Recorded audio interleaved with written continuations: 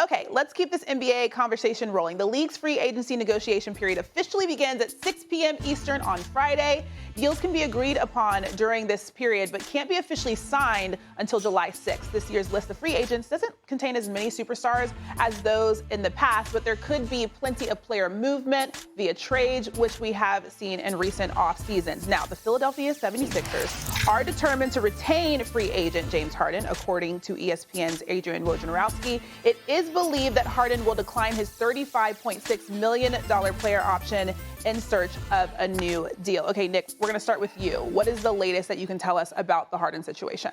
It really depends on whether Harden wants to win next year or if he wants to go back to Houston and just get a bunch of shots and be in a comfortable situation and be with friends and family. It feels like Philly's probably going to be the place. Christine, they've been confident all along that Harden would want to re-up, run it back with Embiid. But that's the real question to me here, guys, because there's so much focus right now on James Harden. But what happens, and we have seen it time and time again, if they go back into the postseason and this team just cannot get through the brick wall that is the second round, what occurs then?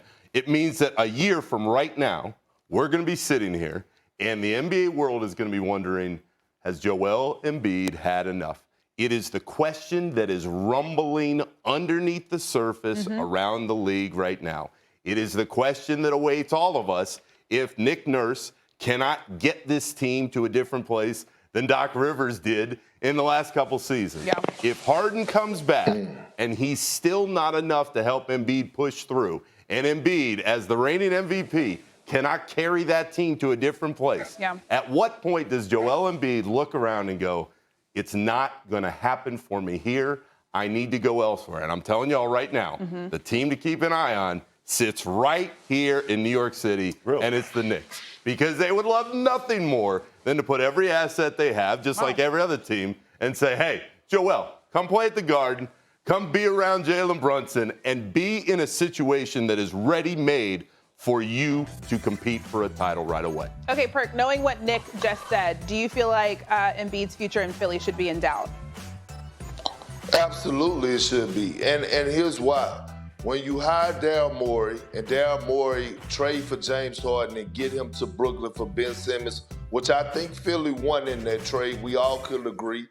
But then you fire your coach in Doc Rivers. And I know people could go and harp about Doc record and what he, in game sevens and now closing our series. I don't even give a damn about that. Talk about what Doc Rivers did for Joel Embiid that the other coaches couldn't do for him. And that's put him in position to be successful, leading the league and scoring 2 consecutive years in a row and winning the MVP. 2 people are on the clock right now for the Philadelphia 76ers. It's Daryl Morey, right, to get it done and re-sign James Harden because he had no other choice because he fired his head coach because James Harden basically didn't like playing for Doc Rivers and didn't like Doc Rivers' system and the style of play. Okay, so Daryl Morey is on the clock to get that done. And if he do sign James Harden back, James Harden better come back the better version of himself, and Philly better at least, at minimum, make it to the conference finals. That's minimum. Okay, number 2, Joel Embiid is on the clock. Just like when Giannis won his back-to-back MVPs, we put him on the clock for us winning the NBA title. Just like Jokic won back-to-back MVPs, and we put him on the clock for us winning the NBA title. Well, Joel Embiid just won his MVP. He's on the clock. He has consistently came out and said every single night, I want to show the world that I'm the best player on the floor. Okay, now you got your MVP. We know how you felt about it. We know that you wanted to win it. He is on the clock. There's so much going on in Philadelphia right now. Damn it, everybody is on the clock. But I'm with Nick on this one, Freddie. Check this out.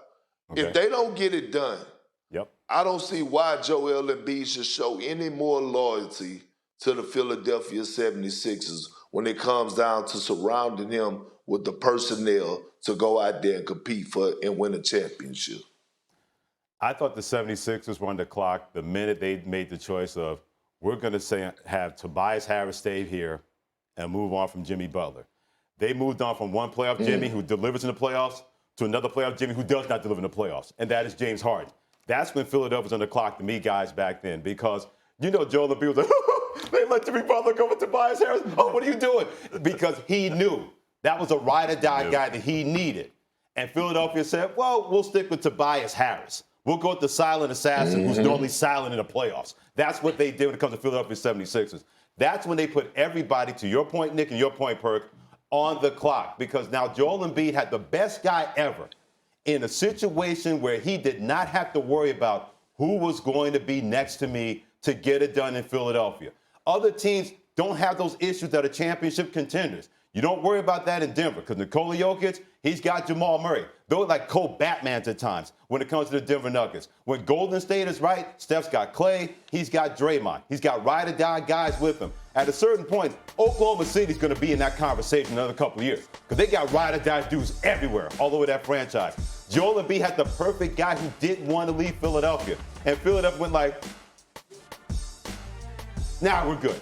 You can move on down the line. So every time Joel Embiid sees Jimmy Butler in Miami, that playoff Jimmy playing like that, and he's got a playoff Jimmy and James Harden who's not playing that way, of course he's going to be having a clock and having things go tick, tick, tick. Because he knows that championship windows, and he doesn't have one right now. Let's call it as it is, guys. There's no championship window in Philadelphia. That championship window may have already passed. And it probably passed the minute that they moved on from Jimmy Butler and decided we're going to tie our fortunes to James Harden. Now, James Harden, and believe me, I don't want to be a James Harden anti-guy when it comes to that. I want to see James Harden succeed because I love playmakers. But I want playmakers to make plays when you should make plays. It's over and over again the last few seasons. How many times did we see him fall short in Houston? How many times did you look on the floor and go, is Harden out there? There are moments, like in game one, where you go, oh, it's still in there. He can still drop 40. The consistency isn't within his game anymore. He is not at that kind of superstar level. And we started the show talking about Lillard. What both of these guys, Lillard and Embiid, are finding out right now and have learned throughout the course of their NBA careers, loyalty is a two-way street in this league. You can be loyal to a team, but if you don't have that second player that you trust, but that you believe can lift you into a championship, doesn't matter. Lillard doesn't have that guy right now in Portland. CJ McCollum, for as good as he is, was never going to be that guy in Portland.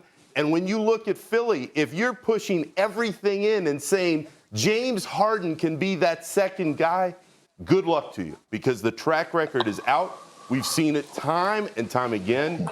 He is a solid player at this stage of his career, but he's not a superstar player that's going to lift everyone else up. The Sixers, if they don't make it happen this year, if they bring Harden back, are not enough as they are currently constructed to think that anything major is going to change. You know what's disturbing to me right now? I'm gonna be honest with you. Oh wow! Is that we don't even know who's the most important player to that franchise is right now, because the way that the Philadelphia 76ers are moving, they're acting like James Harden is their top priority, and that's not it. They have other options and other players that would love to come and play with Joel Embiid, and they have a guy that's going to hit the market in Fred VanVleet. And if I'm the Philadelphia 76ers, I'm looking into that. I may want to see, hey, you know what? I don't know what's the salary cap and what they can and cannot do. I don't get into all those numbers. But I do know this, that Fred VanVleet and Tyrese Maxey and Joel Embiid, I would take them over the trio of James Harden, Tyrese Maxey, and Joel Embiid. Fred VanVleet has proven to us on the big stage that he could play off the ball. He did it with Kyle Lowry, right? We know how the emergence of Tyrese Maxey. He is going to be a star in this league. That's another priority that you need to look at. James Harden does not want to take a lesser role, and it goes to show you because they just fired Doc Rivers, not because of Joel Embiid or Tyrese Maxey, but because of... Thanks for watching ESPN on YouTube. For live streaming sports and premium content, subscribe to ESPN Plus.